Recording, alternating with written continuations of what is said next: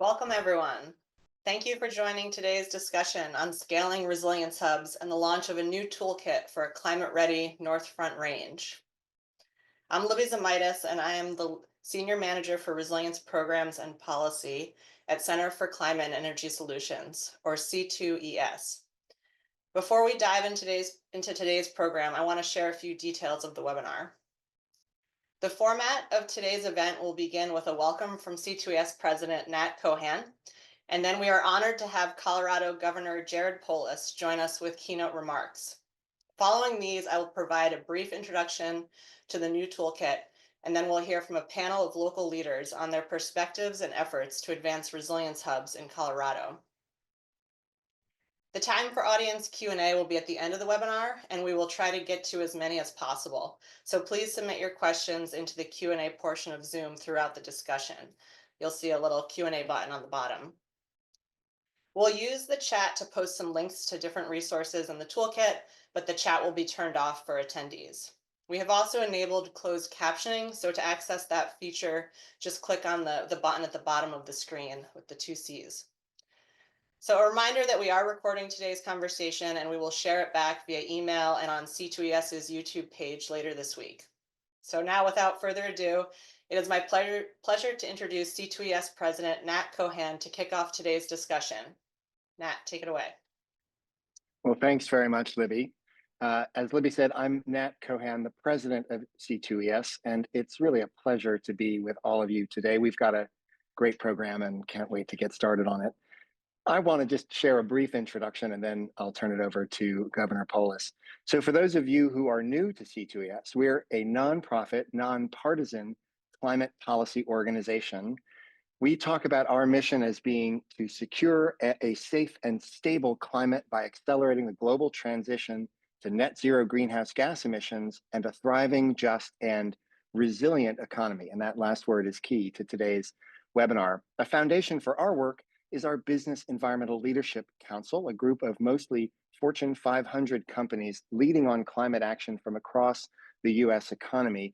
We bring them together, we provide a forum for exchange, and we also help mobilize their voices as advocates for climate policy. And many of those organizations are, I think, represented on today.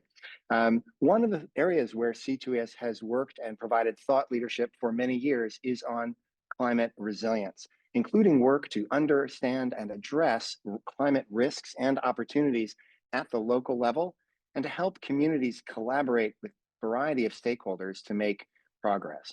We think the time is right now to continue and expand this cross-sectoral approach to advancing resilience at the regional scale.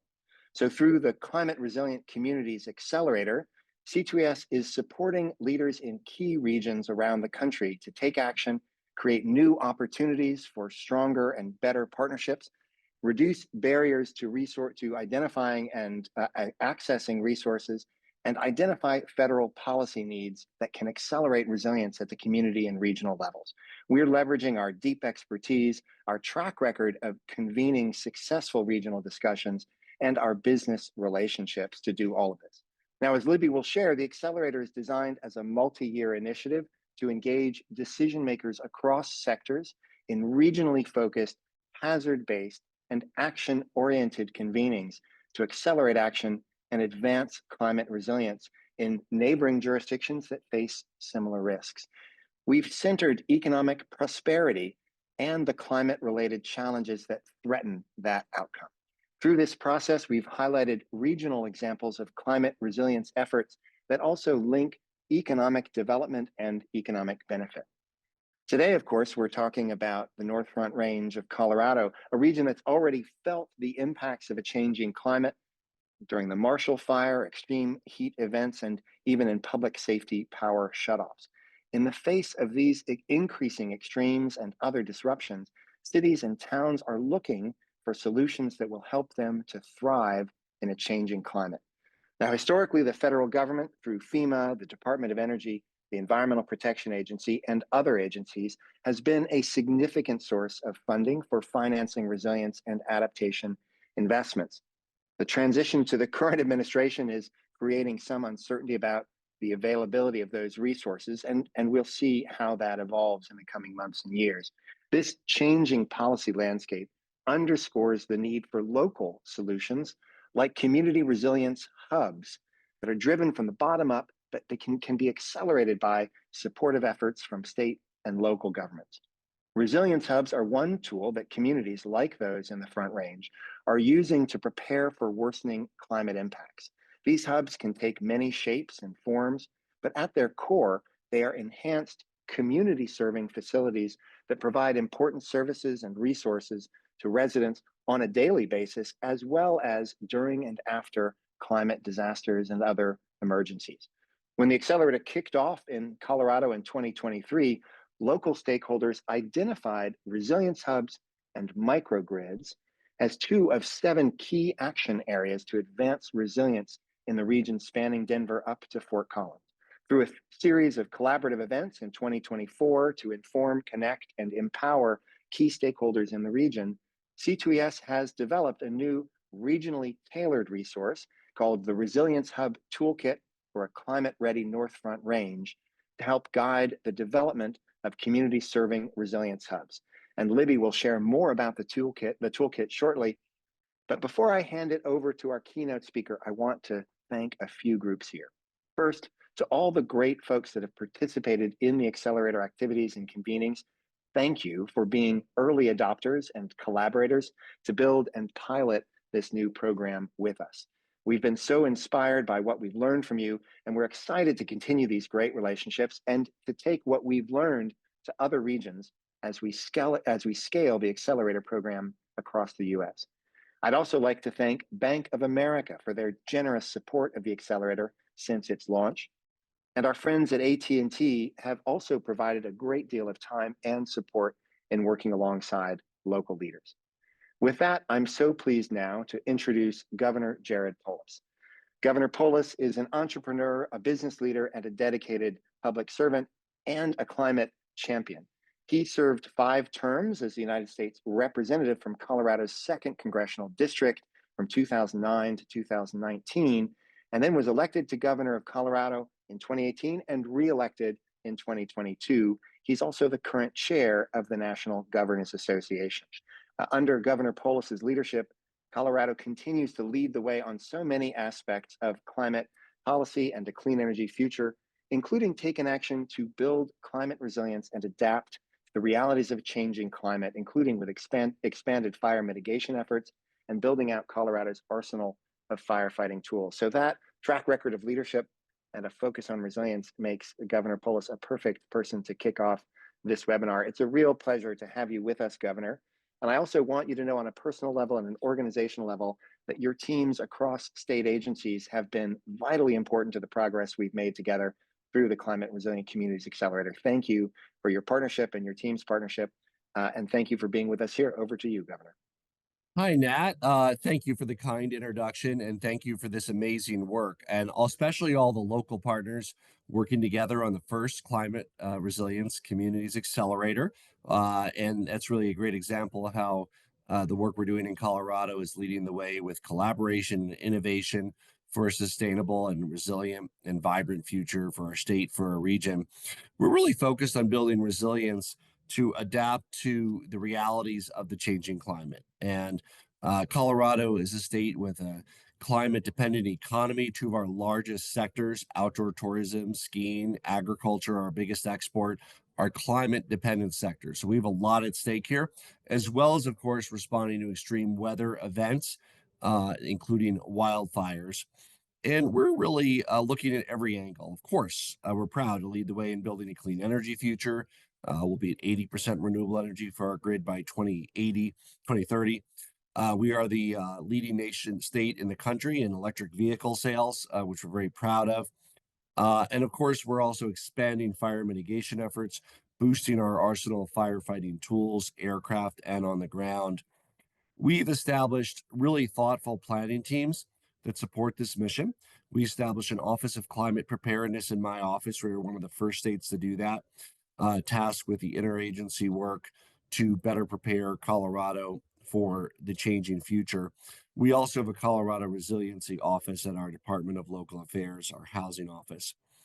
We know that building resilience is a key part of a safe, livable, and sustainable future for our state. And with climate related costs, including recent increases like many states have had in homeowners insurance rates, we see that simply as a function of claims and risk from hail damage and from fire damage. And we're really focused on efforts that build resilience and lower costs.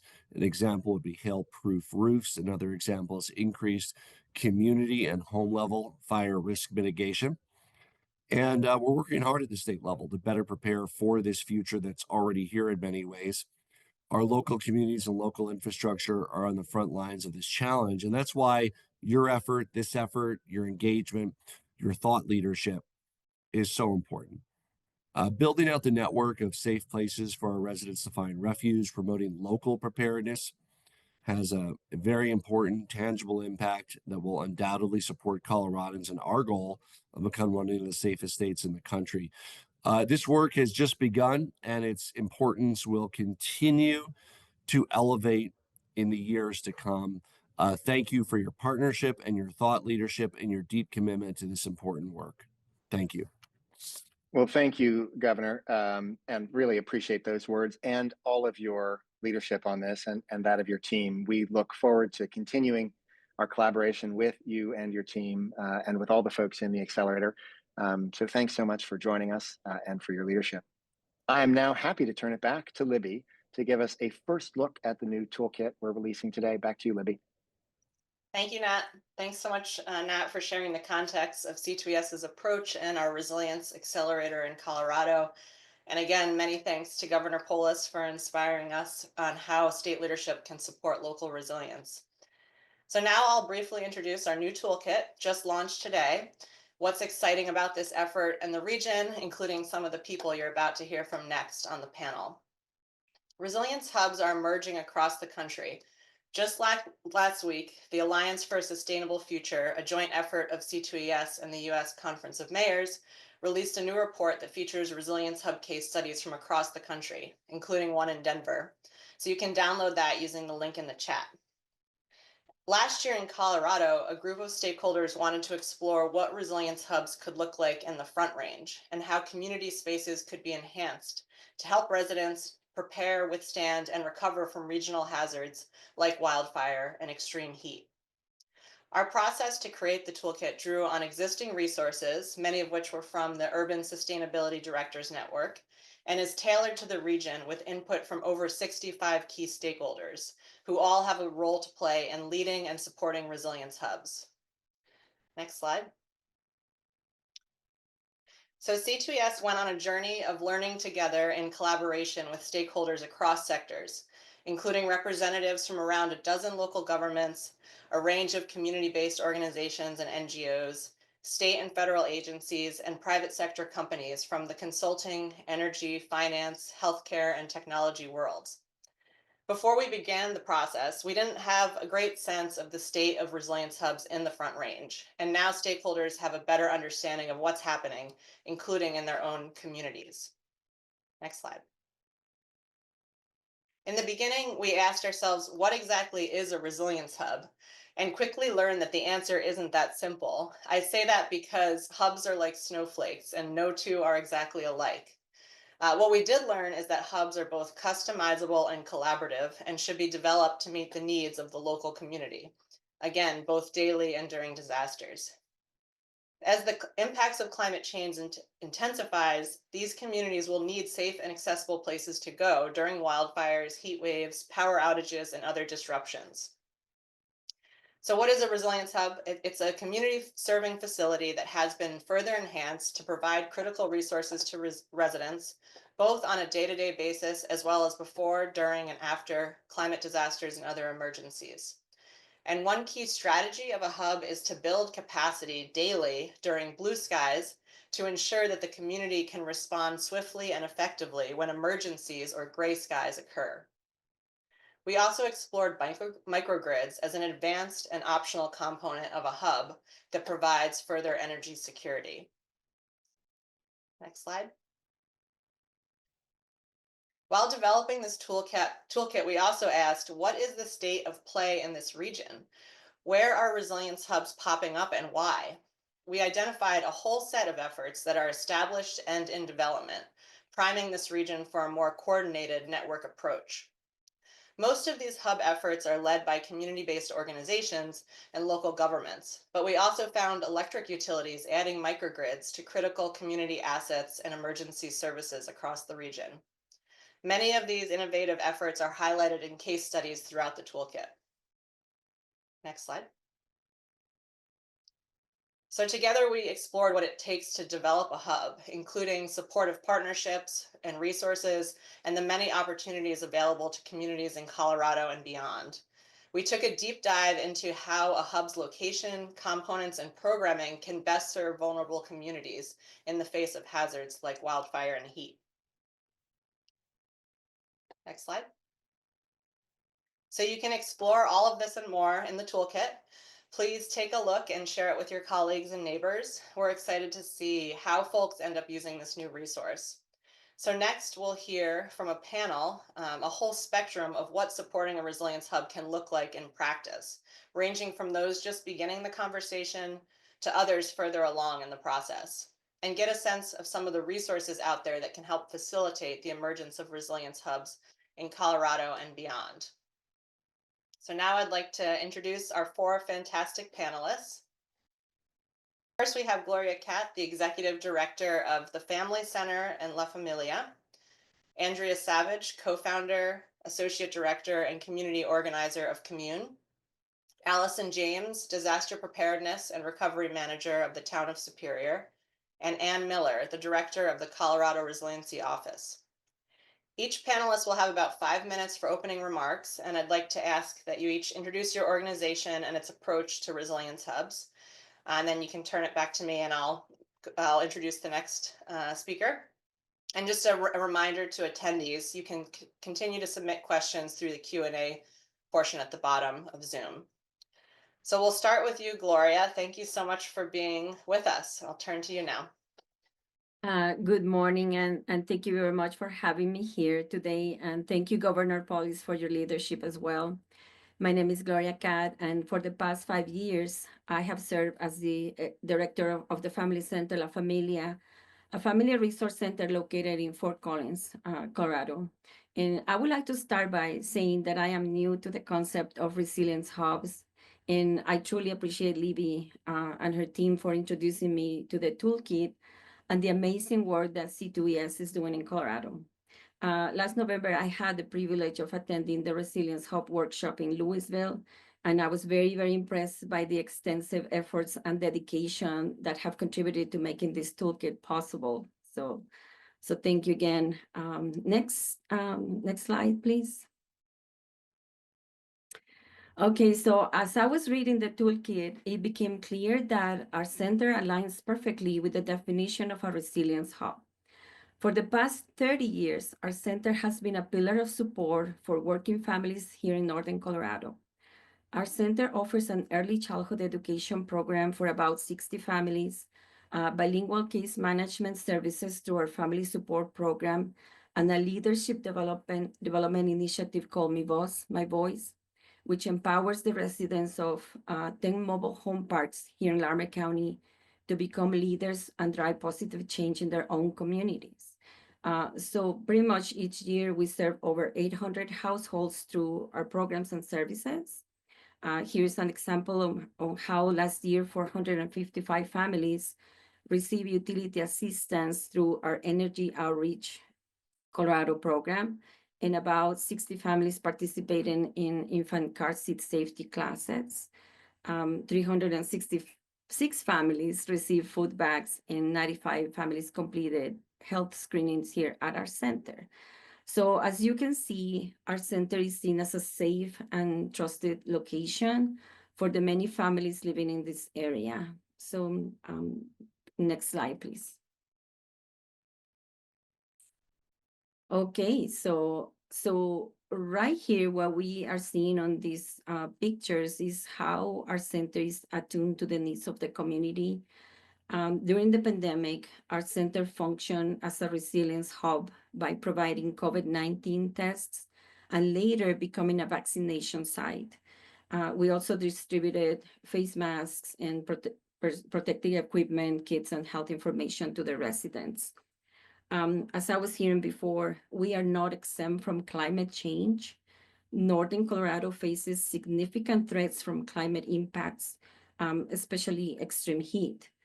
So the question that we now face is what additional actions we must implement to ensure that we remain responsive to the community needs?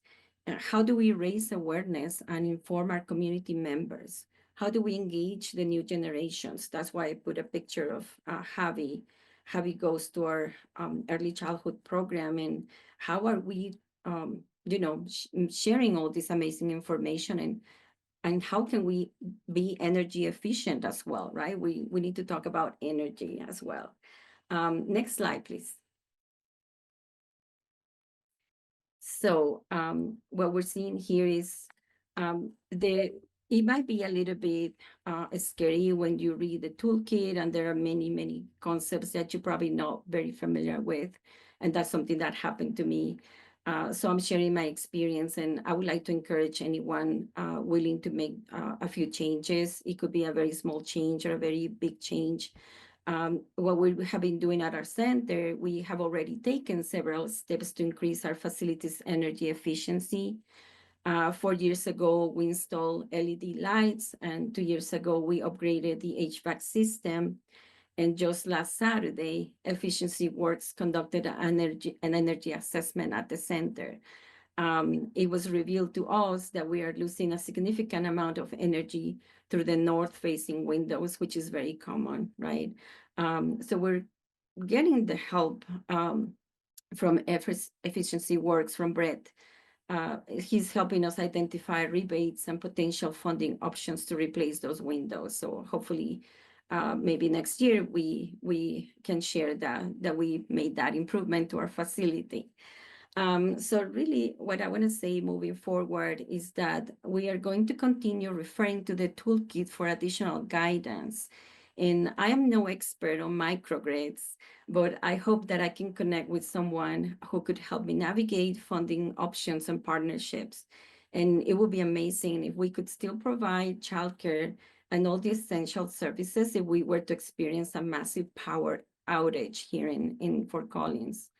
I'm very confident that we can engage in positive dialogues with our local government and ensure that community-based organizations that are holding resilience hubs like La Familia can be protected and preserved. And I think that that's why it is so important to have those policies in place to make sure that we can really serve as resilience hubs. So I think that there will be more to come on that, hopefully. Next slide, please. That should be the last. Yeah, exactly. So thank you so much for listening. Please reach out if you would like to connect or learn more about what we do.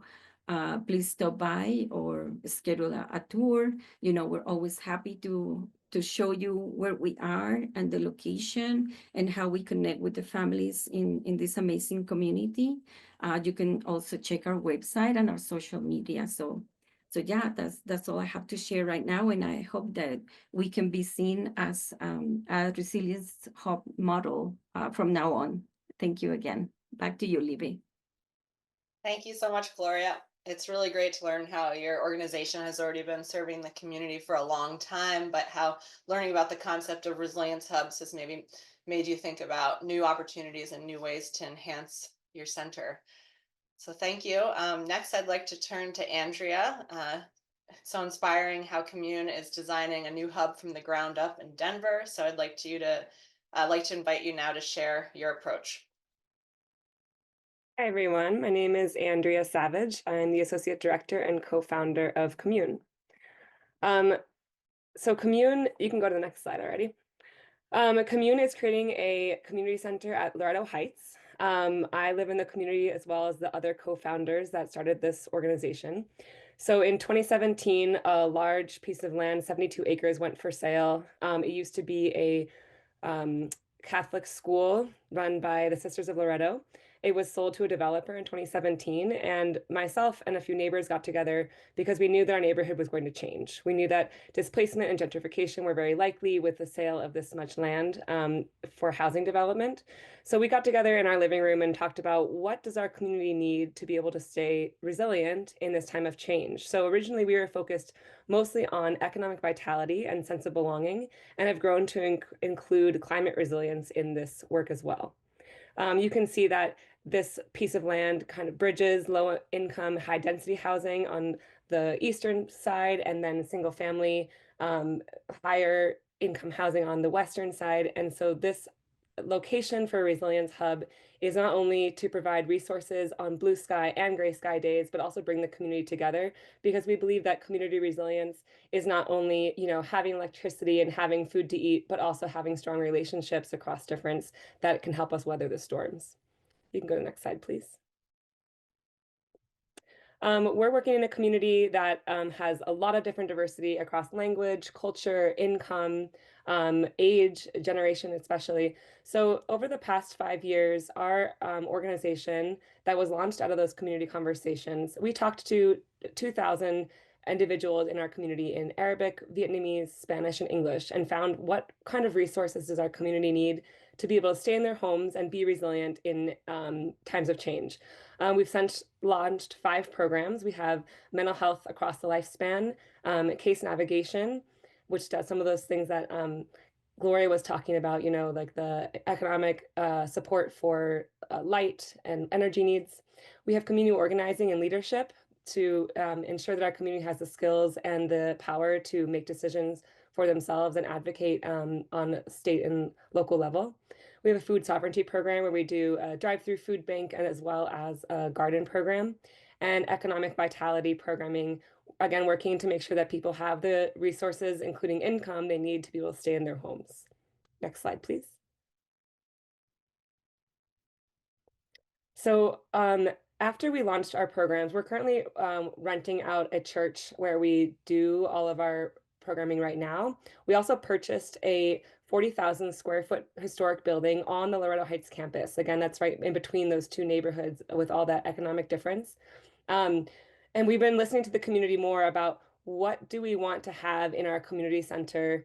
What kinds of resources do we need? How should it look? What's the feel when you walk in, and how can we make sure that it's a sense of belonging for all people?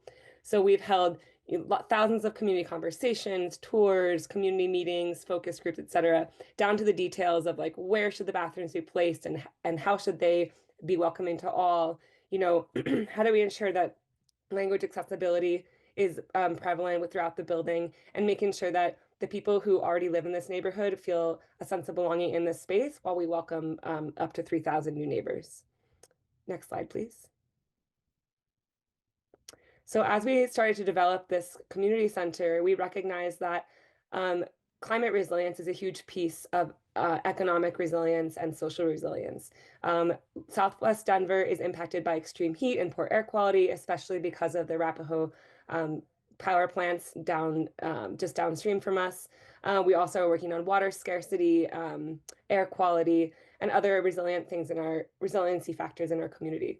We have employed a team of 6 promotoras climáticas in partnership with the city of Denver to do a kind of baseline understanding of what does our community already know about climate change and what do we need to do to move forward. So we've developed this design where we have our microgrid, we have high efficiency, everything within the building. And I think most importantly is a wildfire setting that manages air quality. And you can go to the next slide, please. Some of the things that we'll have within the community center will be, job training, teen center, and mental health. These are things on the bottom floor. And then next slide, please. On the upper floor, we also have, food incubation, a cafe, meeting space. It's really a place for people to come together, advance economic vitality and sense of belonging. Next slide, please. We are set to open in 2026. We received funding from the EPA, the Climate Resilience Community Change Grant, and we will be beginning construction in March of this year. Next slide, please. that is all. Thank you so much. Thank you, Andrea. It's a really inspiring model, and I just am especially impressed by how you've used inclusive community engagement and empowerment from the beginning to design this, and we're all excited to see the center take shape. So now we'll move to Allison. Thank you so much for joining us today. As always, Allison, you inspire me on how adaptive you are and your can-do attitude in the town of Superior. So please share your story. Hi, everybody. I'm Allison James, the Disaster Preparedness and Recovery Manager for the town of Superior. Philip, can you go to the next slide, please? In June of 2021, the Superior Community Center opened as a space for engagement, wellness, and connection. As the project manager in my former role, I had the privilege of overseeing its construction, and we were super excited about things like senior programs and our little library, never imagining how important it would become for our community just 6 months later. Slide, please. On December 30th, 2021, the Marshall Fire devastated Superior, destroying nearly 1,100 homes in the area and displacing thousands. Almost instantly, the community center became a natural resilience hub, offering resources and even a place of refuge during the fire. Familiarity with the space made it a natural gathering point in our crisis. Next slide, please. In the immediate aftermath, the center operated to coordinate short-term recovery efforts, hosting activities like water distribution, partnering with Xcel Energy to provide heaters, providing a space for public information, and supporting FEMA and state assessments. Beyond material aid, it served as a critical space for emotional support, wellness programs, and connection, and helping our residents process trauma and begin healing. Next slide, please. As our recovery continued, our center evolved too. It became a space for rebuilding workshops, wildfire mitigation trainings, and financial recovery assistance. We also emphasize preparedness through educational programs here, including a train the trainer model to expand and multiply community knowledge. The relationships built here have strengthened long-term resilience. Today, the community center remains our beacon of recovery and readiness, hosting key initiatives like engagement for community wildfire protection plans and resilience building efforts like meetings for this Resilience Hub toolkit too. Next slide, please. It has become more than just a building for us. It's a testament to the power of community and proactive preparedness. This is a slide showing our families who have rebuilt since the fire and moved back home. Our experience has shown that investing in community infrastructure and resilience isn't just about daily life. It's about ensuring that we can navigate crisis together with strength and unity. Next slide. Thank you for listening to our story, and please feel free to reach out to connect with me. Thank you. Thank you, Allison. It's really nice to hear an example of how a hub was in place and able to be valuable to the community during and after a major disaster. I also just want to briefly announce that we will share a recording of this webinar as well as a link to the slides where you can get all of the links and information. Now I will turn to Ann Miller to give us some more information on how the state is taking an approach to supporting local resilience.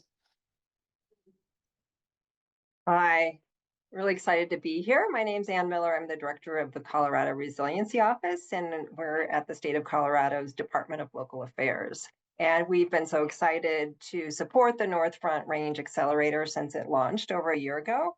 And we're really happy that the region prioritized resilience hubs and microgrids because this work really aligns with state objectives and 3 state plans pictured here.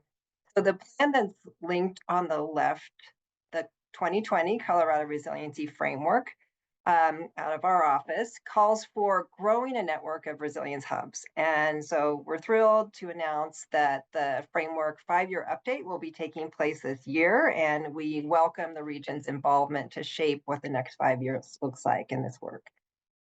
In addition, the 2023 Climate Preparedness Roadmap echoes this strategy specifically for extreme heat resilience and cooling centers. And finally, the Microgrids Roadmap, which was released last month, provides technical analysis to facilitate energy and grid resilience through microgrid development. So the takeaway is this: the work of the North Front Range Accelerator and the resources provided in the toolkit are significantly advancing multiple state strategies for a more resilient Colorado. So thank you. Next slide. So how else is the state advancing resilience hubs and microgrids? First, the Department of Local Affairs provides funding through 2 major sources listed here. The Climate Resilience Challenge supports big and bold local government projects that achieves all 3 of the objectives in the Venn diagram pictured here. So climate mitigation, climate adaptation, and equity.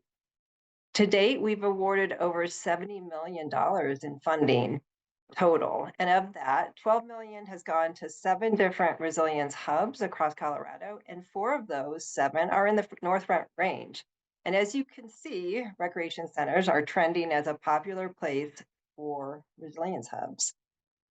And also, through the Microgrids for Community Resilience program to date, we have advanced 17 million in awards to utilities, local governments, and anchor institutions for resilient energy projects, many of which are going to resilience hub type projects and projects that provide resilience to a campus or a network of facilities. Next slide, please. The state of Colorado is also advancing resilience hubs and microgrids through technical assistance. The toolkit released today includes a lot of useful resources that our office provides related to resilience hubs and microgrids. First, the Community Readiness and Resilience Toolkit is a step-by-step guide for local governments and their partners who want to take the next steps in resilience planning and operations. It's a great place to start.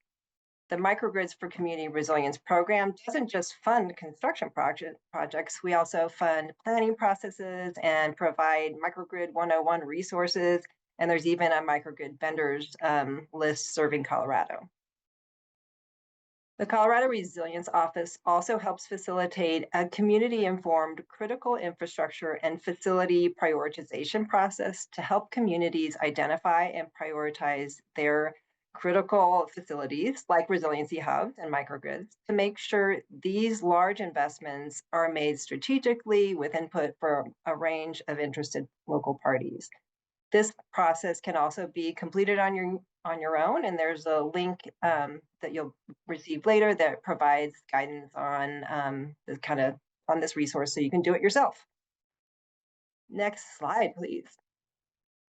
I also wanted to quickly share a new case study that we just published this month that highlights 3 different microgrid systems all across Larimer County in the North Front Range. One takeaway from the Microgrids Roadmap was that it's helpful to consider microgrids across 3 scales or levels 1 through 3.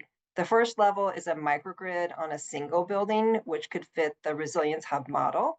The second and third levels of microgrids support multiple facilities through a campus or community level approach. The microgrid we're showcasing in level 3 was recently highlighted in a Department of Energy video linked here. So check it out after the webinar. And finally, on our last slide, we have a number of different contacts and resources that you can check out after the webinar with our offices in the Colorado Energy office, and we're happy to support you. Thank you. Great. Thank you, Anne. It's been great to work and coordinate with the state and your office from the beginning of our effort in Colorado and to see how the state is proactively supporting these solutions. So thank you to the whole panel for sharing a range of your perspectives and efforts across the region. And now we'll turn to some questions from the audience. So first I have someone wanted to know what the strategies are to make sure resilience hubs are accessible to people who do not own a personal car. Would any of our panelists like to start with that? Andrea? Yeah, I could talk about that. That's definitely a huge piece that we are working on right now at Commune.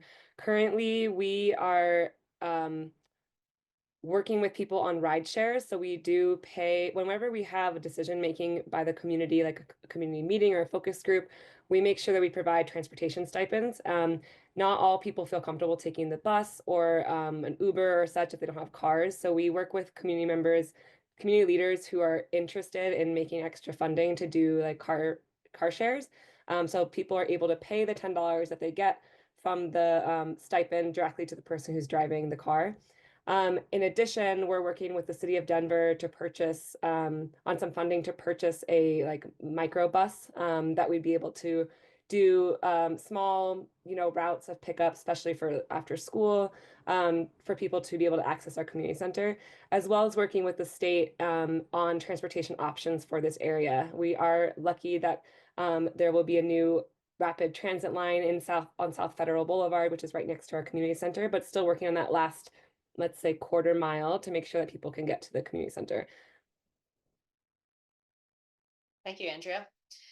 Anyone else want to speak to that, or we can move? I can just add a couple of little quick things. We have a call and ride program here where residents can call our transportation and they'll pick them up at their homes and bring them over. Also, our community center is situated right in the center of town. And since we're a small town, approximately 4 square miles, it's really accessible on foot and by bike. Great, thank you. It's a really important consideration. And our next question, one of the attendees is curious about the role of solar energy and battery storage and how a small town might think about the resiliency benefits of solar and battery.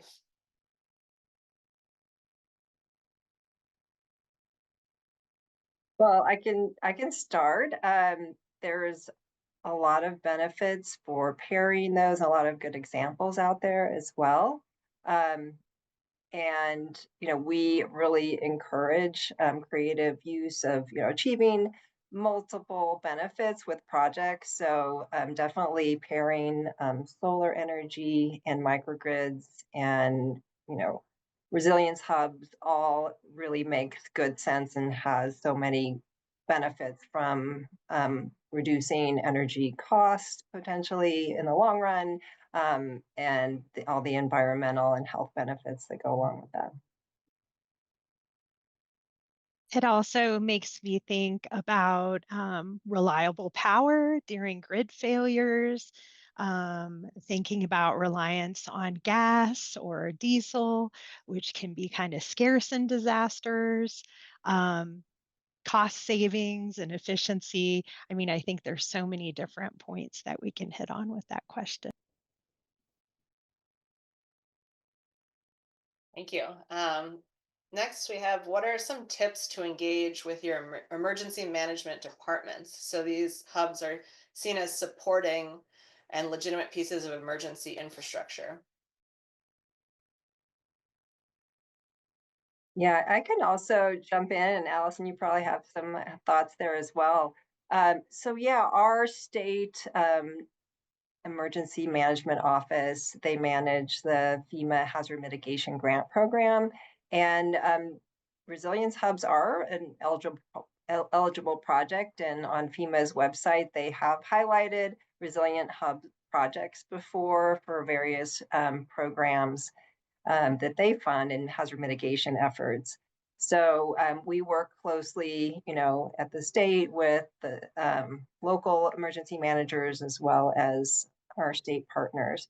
Allison, anything you want to add from your experience? Sure. Just thinking about understanding priorities and structures of emergency managers in your local areas, who are their key personnel? What do their plans look like? How can you integrate into their plans and add value for your community? Identify maybe some gaps where your work could align with their work, and kind of building these relationships and networks before a crisis, attend public meetings, training and exercises. I mean, us emergency management folks, we love lots of training and exercises. And, think about language and start to learn what that language looks like, and how you can participate in their efforts. Our next question is asking about the breakdown of resilience hubs that are created from scratch versus those already operating that want to make some changes to become more of a resilience hub. I can just speak briefly, as we developed the toolkit, I would say most efforts we found were more the latter, where there was already a community center or facility that found ways to enhance their resilience, especially with the support of state grants. But I also want to mention that there are so many more, existing community serving organizations that might not be using the term hubs and don't need to use the term hubs, but they really are acting as that for their community. And those are certainly not all captured in the toolkit by any means, but just gonna allow, if any panelists want to also speak to that distinction. I can just mention that we're kind of in between because we're currently operating, out of a church, but certainly as we design our community center, which is an adaptive reuse of a historic building, kind of adding this layer of how do we make this building the most resilient is in addition to our already work on environmental and social resilience. So it's like if you're looking at choosing from all the different boxes of how can you be most resilient, we're lucky to be able to design this building with climate resilience in mind. Yeah, I just want to add to that what Andrea said, that the toolkit is going to be very helpful in the design of future resilience hubs, because in my case, I was working as a resilience hub, but I didn't know that. So I was implementing many things that I thought they were going to be beneficial for my facility. My facility is a little bit old, so it needs a lot of work. It needs a lot of investment. So I wish I had known these like maybe 10 years ago, and really start thinking things through a little bit better, like more informed for the long term. So I think there's no right or wrong, as you said, Libby. It's just a matter of being informed and knowing exactly what's your capacity, current capacity, and how you can extend that with funding or partnerships. We're getting a lot of great questions. The next one is, what is your recommendation for the role of government in supporting nonprofits and community organizers in doing Resilience Hub work? Is it funding? Is it making it easier to navigate resources and support? Is it something else? I can go. Go for it. So I think it is all of the above. As I mentioned in my presentation, I think we really need to have a continuous dialogue, with local government partners, community-based organizations, but including the residents, and not forgetting that the residents have a voice. So you were talking about engaging emergency disasters, responders and everybody, but really setting up a path for protection and preservation of these resilience hubs, because these are going to be key in a few years. We're already seeing climate change. We're really seeing many, many things that the community is needing, but sometimes there is a gap, between what the government thinks that is the right thing to do and what the residents are living day to day. So I think that community-based organizations are going to be key and almost be like a mediator, right? To convene everybody and have a dialogue that is really productive and can have, sustainable solutions in the future. I would just, I, oh, Allison. I'm sorry. For me, it was a great point, Gloria. And I also think about our volunteer organizations and disaster. I mean, when Marshall Fire hit, we had 42 staff members. There is no way you're so far over capacity that you could do all of this work yourself. And so having those networks and partnerships to help with education, training, recovery, personal wellness initiatives, I mean, the list goes on how government and nonprofits can partner together. It's just such an important partnership because typically your staff is very limited. And the reason things are declared like a national disaster is your over capacity. And who else do you have to rely on but your trusted nonprofits that are also so close with the community, doing good work, just like you want to do? Andrea, did you want to? Oh, no, go ahead to the next question. Thank you. Um, so how about we have thinking outside the box with this question: can services be scaled up to utilize a mobile resilience hub model, such apparently in Cedar Rapids, Iowa? Someone is thinking about how they can deliver resources to those that might be limited by transportation need or that might be very isolated during natural disasters or extreme weather. This is a little bit adjacent, but one of the things we're thinking about at Commune is, we have a 40,000 square foot building. During the pandemic, people came to us for resources, for convening, to make decisions. And I think that when we're looking into the future, we're looking at how do we make sure as many people can stay in their homes as possible. So not only are we building, a wildfire HVAC system in our community center, but also we're distributing as many high quality air purification systems into our community as possible. We're hoping to get 1,000 out in the next 5 years. So it's not exactly mobile, but we are getting the resources to the people to make sure that people can stay in their homes, because we want people to be able to come to us, but we don't want people to have to come to us. So in addition to air purification systems, we're working on, rain barrels, trees, other things that people can do in their own homes to stay resilient. Of course, emergency kits and education as well. And I can also mention, as we were researching the toolkit, we did find some cool ideas of mobile solutions. I believe in Miami, they're deploying mobile resilience hubs that they can move to provide, necessary cooling and water and things like that during emergencies. We also saw in Houston, they're thinking about a hubs and spokes model where you would have various sizes of hubs throughout the city and then resilient corridors and ways to get to them, whether it's via public transit, walking paths, biking paths, things like that. So there are, a variety of kind of creative approaches beyond just, a single resilience hub that's more stationary. Okay. I think we'll probably take one final question here. Energy resilience is often a central aspect. Any recommendations for working with electric utilities to invest in building enhancements? This again, I'll let the panelists think. We really heard a lot about the involvement of electric utilities in the development of the toolkit, and that there's kind of a spectrum where you have utilities are trying to help and trying to deploy microgrid pilots and support community assets like hubs, but there's also a lot of permitting and regulatory barriers and just lengthy processes that can also make some of this work really challenging, really expensive. So I think it's a very much kind of new territory for a lot of folks. But does anyone else want to add to that?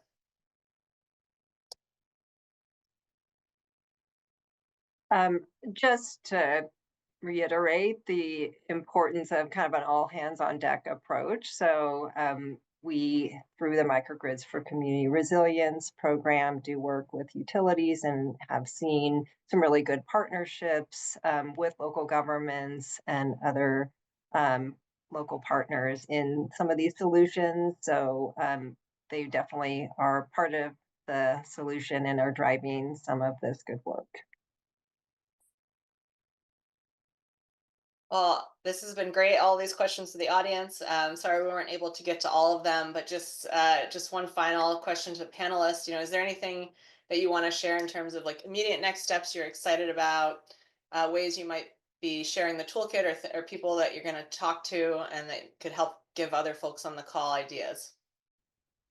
Yeah, I saw a question there about what do you do if you don't have funding? And I just want to remind folks that, for Gloria and myself, like we started this work before we even knew what a resilience hub was. And even if you have no funding, if you're not even a nonprofit, you're just a group of neighbors, that's how we started.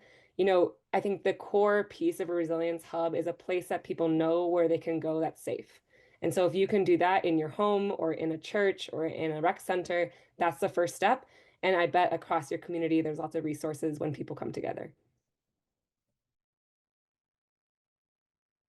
Thank you, Andrea. Any other final words? All right. Well, this has been really inspiring to hear all of these great perspectives of people really out there doing this. So this kind of brings us to time. We'll pull up the last slide. And I just want to close with one simple call to action, so that we can all help advance resilience hubs in Colorado and beyond. I invite you to download and share the toolkit, of course, but more importantly, start a conversation or continue a conversation on resilience hubs with your colleagues, with potential partners, other departments, with your neighbors. That's, I think, that's the heart of what we learned, is that there's a lot of just awareness and education that also needs to be done.